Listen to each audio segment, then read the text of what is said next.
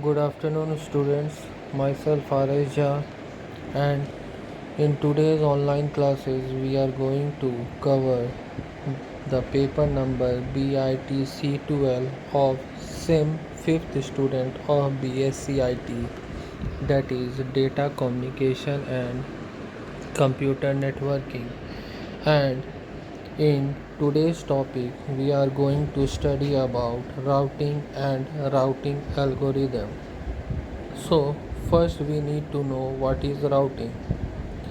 So, routing is the process of establishing the routes that data packets must follow to reach the destination. That is, there is some source computer and there is some destination computer. Now, to send the packet from source to destination, there must be some route. So, this route is used to send the packet from source to destination, and the process of sending or establishing the route to send data packets from source to destination is known as routing.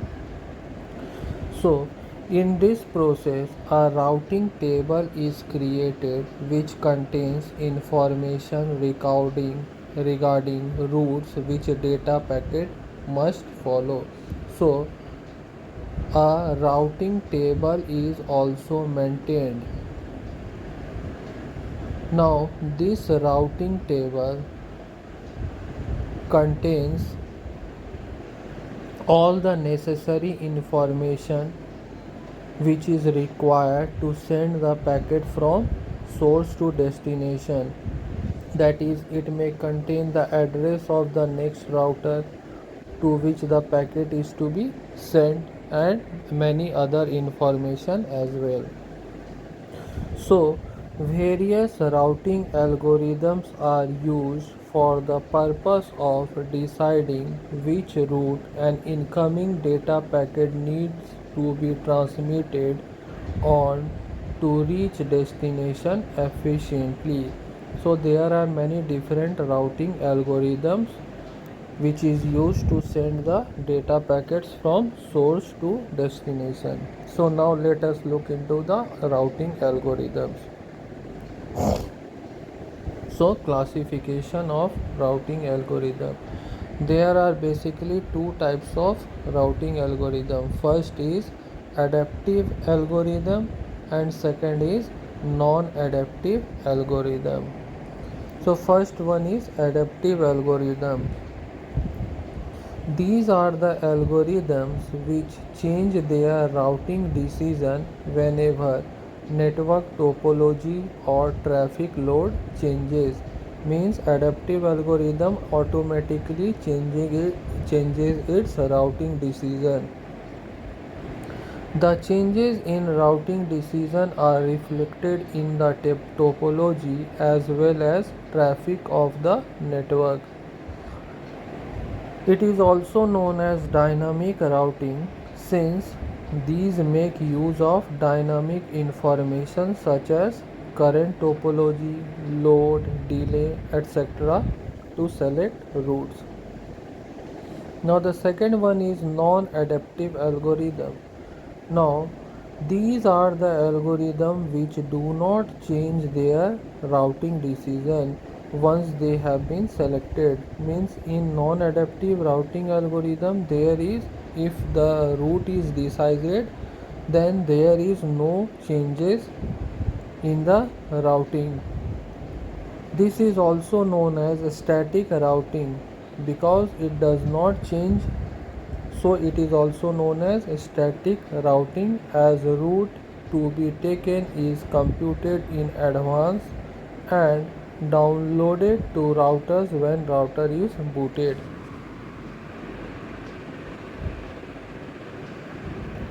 So in the according to KU syllabus, we have to study two types of routing algorithm. First is distance vector routing and second one is link state routing. तो first we are going to study distance vector algorithm और distance vector routing.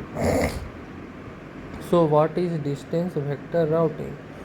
Distance vector routing protocol share routing information with other routers on the network. Distance vector routing protocol transmit their entire routing tables to all their directly connected neighbors. As you can see in the diagram, there are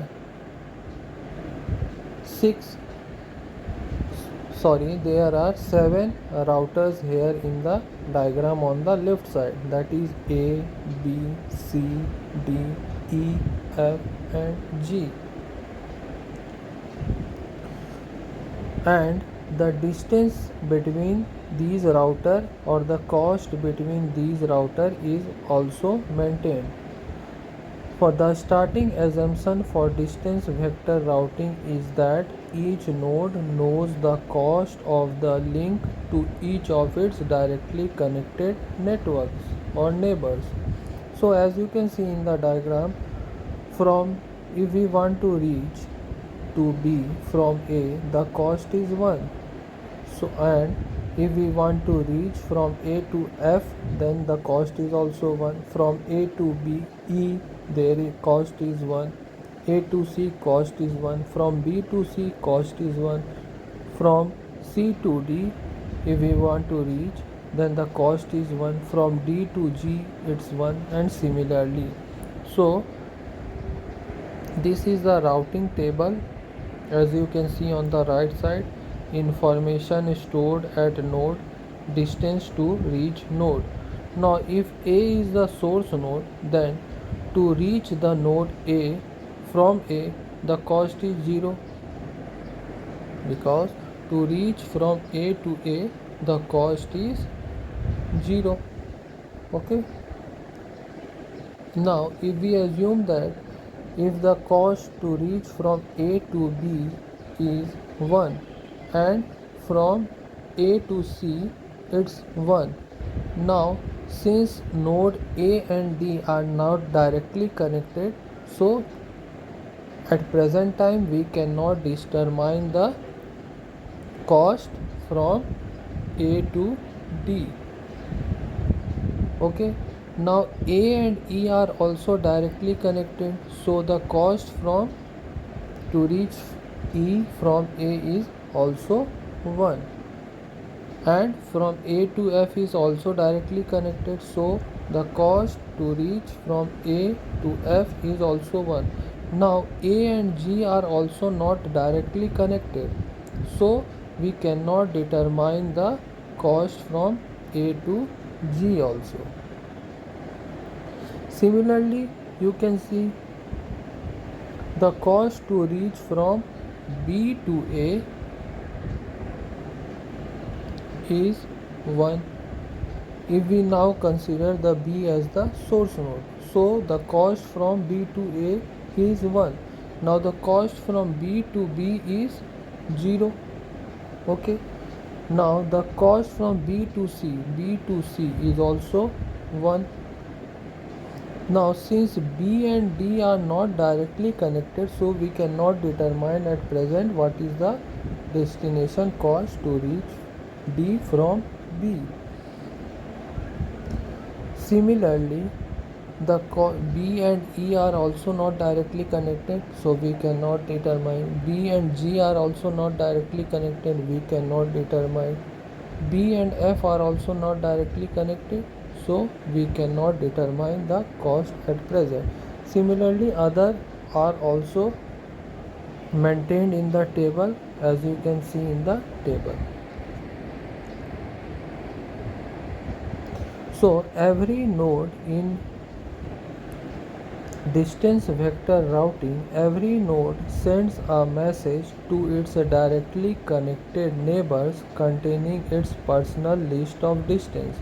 For example, A sends its information to its neighbors B, C, E and F. As you can see, A is connected to B, C, E and F directly. So A can send its information to its directly connected neighbor B, C, E and F. Second point, if any of the recipients of the information from A find that A is advertising a path shorter than the one they currently know about, they update their list to give the new path length and note that they should send packets for the destination through A. Okay. For example, node B learns from A that node E can be reached at a cost of 1. As you can see in the diagram, node B knows that it can reach the E at a cost of 1. B also knows it can reach A at a cost of 1. Now, to reach E from B, B have to travel through A. So from B to A, the cost is from B to A, the cost is 1, and from A to E, the cost is 1. So the total cost to reach E from B becomes 2. Okay. So it adds these two to get the cost of reaching E by means of A. So B records that it can reach E at a cost of 2 by going through A, as I have now shown you. It can reach E, first is from B to A, then from A to E. The total cost is 1 plus 1, that is equals to 2.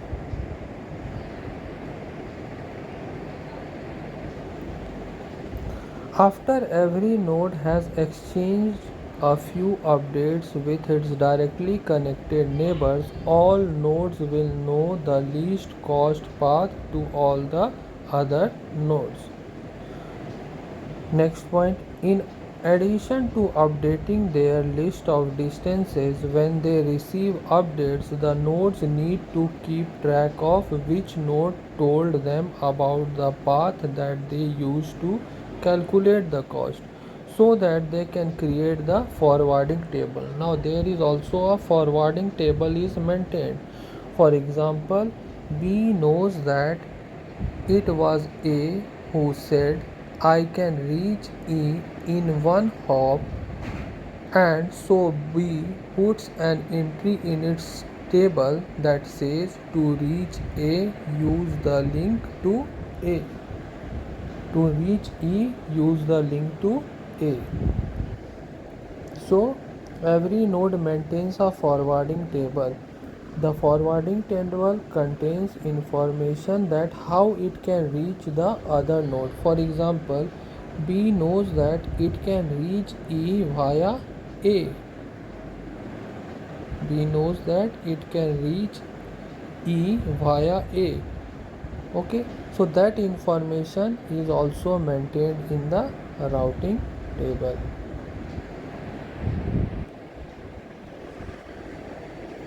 So now see the final distances stored at each node. Now to reach from A to A, there is cost is 0. Now from A to B we can reach by a cost of 1, since A and B are directly connected. A and C are also directly connected, so the cost is also 1. Now to reach D, the cost is 2. See how? To reach D, if we want to travel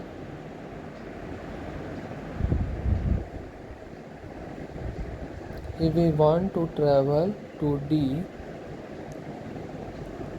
the minimum cost, as we can see, if we go through this pass, the cost will be 3. But if we took since it has to took the shortest path, so it can reach A to C and then C to D, so the cost is 2. So we will choose the least cost path. So the least cost path here is 2. So it will choose the, so as you can see, the least cost is 2. Similarly, to reach A, since A and E are directly connected, so the minimum cost is 1. A and F are also directly connected, so the least cost is 1. Now, A and G are not directly connected, but the cost here is 2. See how? To reach A and G, we can travel through this path also, from A to B, B to C, C to D, and D to G. Now the cost will be, if you add total, it will be 4. Okay, but we have to find the minimum cost. Okay, so how we can find? Now we can also go through A to C, then C to D, and D to G. Then the cost will be 3. And but if we go from A to F and then F to G, the minimum cost is 2. So we have to choose the minimum cost path. So here the minimum cost path is 2. And how we can reach from A to G with minimum cost path? That is through the node F. So we have chosen the minimum cost path from A to G is 2. In this way we have calculated the whole table and the minimum cost path to reach the node. So in practice, each node forwarding table consists of a set of triples of the form destination, cost, and next hop. For example, the table below shows the complete routing table maintained at node B for the network. Now each node also has a forwarding or routing table. So at B, the forwarding routing table is as shown in the diagram below. To reach from B to A, the cost is 1 and the next hop is next. How we can reach? Since it is directly connected, we can reach it through A only. Now to reach from B to C, B to C, C to B to C, if we want to reach from B to C, it is also directly connected, so it is also the cost is 1 and the next hop is C, since it is directly connected. Now to reach from B to D, B to D, C, B to D. Okay, how we can reach? Then we have to go to C, then C to D. Okay, and the minimum cost is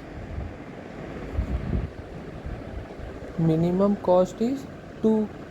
And how we can reach? So the next hop or the intermediate between B and D is C, so the next hop is C. Okay, now if we want to reach E from B, then the minimum cost is 2 and the next hop is A. See how? If we want to reach from B to E, then we have to go through B to A and then from A to E, and the minimum cost is 2. Minimum cost is 2. And how we can reach? We can reach through A. So in this way the forwarding table or the routing table at each node is maintained. So for every other node, this routing table is maintained, as you can see in the diagram. Now the second type of routing is link state routing. Now what is link state routing? In distance vector routing, each node knows a bare minimum of network topology. That is, it knows about the intermediate neighbor cost only at the starting. It knows nothing about the links beyond those to its immediate neighbors. But in the linked state approach, each node keeps a maximum amount of network information, that is, a full map of all nodes and all links. Routes are then computed locally from this map using the shortest path algorithm. So, link state routing is also known as shortest path first algorithm. Now, certain thing we need to understand when we use link state routing. First is C of ij. It denotes link cost from node I to node j. And if node I and j are not directly connected or linked, then the cost is infinity. Now there is d of v. Now what it defines? It defines the cost of the path from source to destination v that has the least cost currently. P of v.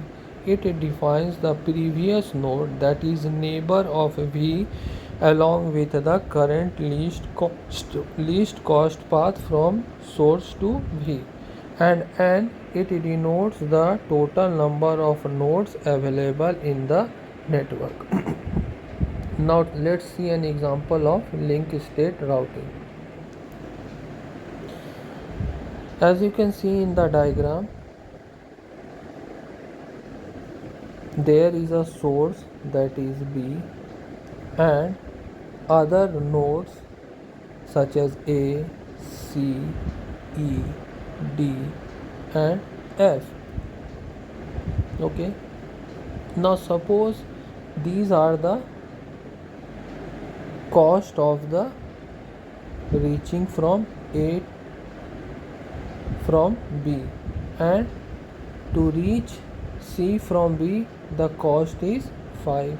Similarly, to reach from A to C the cost is 1. To reach from A to D the cost is 5. C to D 2. C to E 4. E to F 1 and D to F is 5. Okay. Now as you can see in the table,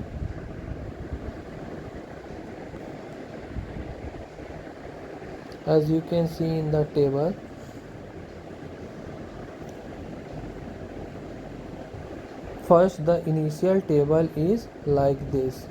Okay. Now in link state routing we have to also find the minimum cost path. So previously the table, to reach from B to A the cost is infinity. Now to reach from B to B we know the cost is 0. Okay, and for all other the previous state of cost is infinity, and its predecessor is also blank because we don't know currently who the predecessor is to reach the minimum cost path. Okay. Now see next, if we now consider B as the source node, so to reach from B to A we know the cost is 3. So the cost is 3, and its predecessor, how we can reach? We can reach through B to A through B only. So predecessor is B. And since A and C are directly connected and we are currently at node B, so we can determine the least cost of A and C only. So to reach C, what is the minimum cost? The minimum cost is 5. So we have maintained 5. And whose its predecessor is? Predecessor is B. Okay. Now any other node we can reach directly through from B? No, there was only A and C we can directly reach through A. So we maintain the table like this. Other nodes have cost have infinity and their predecessor is blank.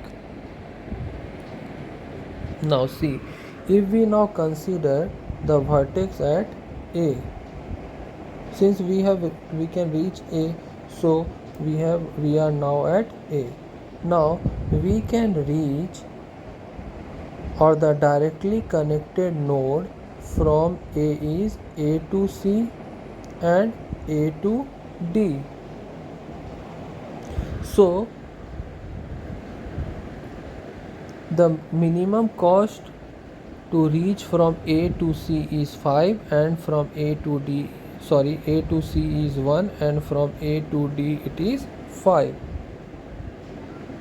So we can now calculate the cost of to reach the node C and D. So from this we can define to reach from B to C we have the minimum cost of 4 since it has cost 3 and it has cost 1. So to reach from C to D it has cost 4. So we have maintained in the table the cost is 4. And how can we reach from B to C? Through A, because if we consider this the cost is 5, but if we consider this route the cost is 4 only, that is 3 plus 1 4 only. So we have now updated our table that the least cost to reach C from B is 4, that is this path, okay. And the minimum cost to reach from B to D is 8. So we have updated in the table 8. How? Because if we go through A and then A to D, if we add the total cost it becomes 8. 5 plus 3 is 8 and its predecessor is A. How we can reach to D? Via A, okay. And other nodes are, since we are at vertex A, other nodes are not directly connected, so we cannot determine the node E and F minimum cost. Next, now if we consider now the vertex is at C, then we can reach E and D directly through node C. So we can update the routing table or the routing cost of E and D also. Now the routing cost to reach D from B is 6. How? See, previously we have calculated the routing cost from B to D was 8, but if we now consider this path, then we see the routing cost is 3 plus 1, that is 4, plus 2, that is 6, but the routing cost to reach via this path is 8. So which is the least cost? 6 is the least cost, so we can travel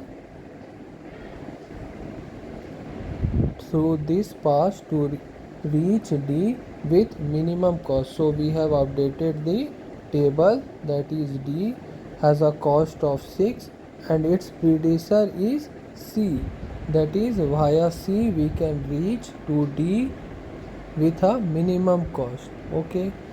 Now to reach from B to E we have a minimum cost of 8, that is from B to A to C and C to E. The total cost is 4 plus 1 5 plus 3 8. And how we can reach? Via C we can reach. Now any other node we can reach through C? No other node we cannot reach, since C and F are not directly connected. So at right now we cannot determine the cost of node F. Now next, if we now consider node D, so From node D we can directly reach node F. So now we can update the cost of reaching node F from B.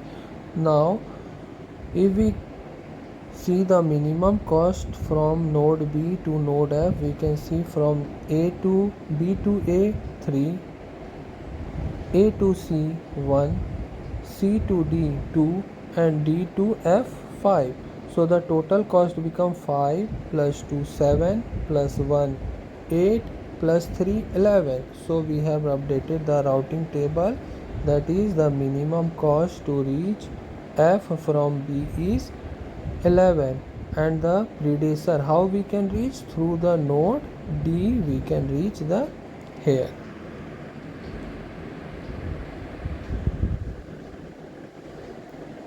Now if we check the minimum cost, so this is the, if we are at node E, okay,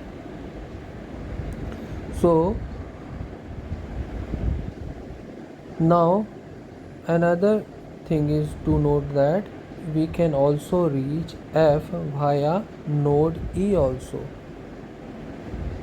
Okay, now if we consider the minimum cost path to reach F via E, then we can see from B to A their cost is 3, A to C cost is 1, C to E cost is 4 and E to F cost is 1. So if we calculate this total, we get 4 plus 1 5 plus 1 6 plus 3 9. Previously we have seen that the cost was 11. The cost was 11. Now we saw that the cost is least here via node E. So we have updated the least cost to reach F, that is 9.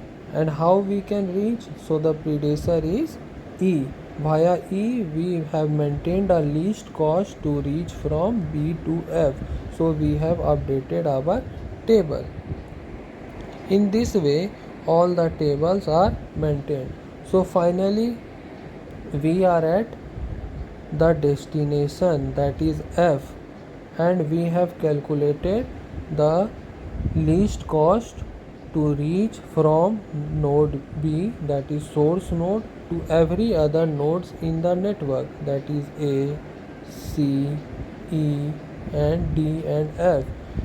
So our table looks like this. So to reach from B to A, the minimum cost is 3. So the cost is 3. How we can reach? The predecessor is B. Okay.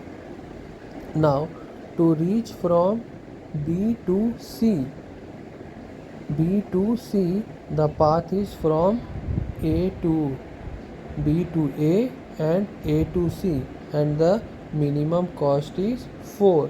And who is the predecessor? A. So we have updated the table A. And to reach from B to B, that is B to B, the cost is 0 and it has no predecessor. Okay. Now to reach from B to D, B to D, we have find the shortest path as B to A to C and C to D, and the cost is 6. And who is its predecessor? That is C. Next, to reach from B to E, B to E, we have seen the path is from B to A, then from A to C and then A to E, and its minimum cost is 8. And who is the predecessor? It's C. Similarly, to reach from B to F, and is from B to A to C, C to E, E to F. Minimum cost was 9 and predecessor was E. And to reach from B to D, the minimum cost is 6 and the predecessor is C. B to A to C and C to D. The minimum cost was 6 and the predecessor was C. So that's it for today. Hope you have learned about routing and the distance vector routing and link state routing. If you have any doubt or queries, you can ask me in the comment section below. Thank you.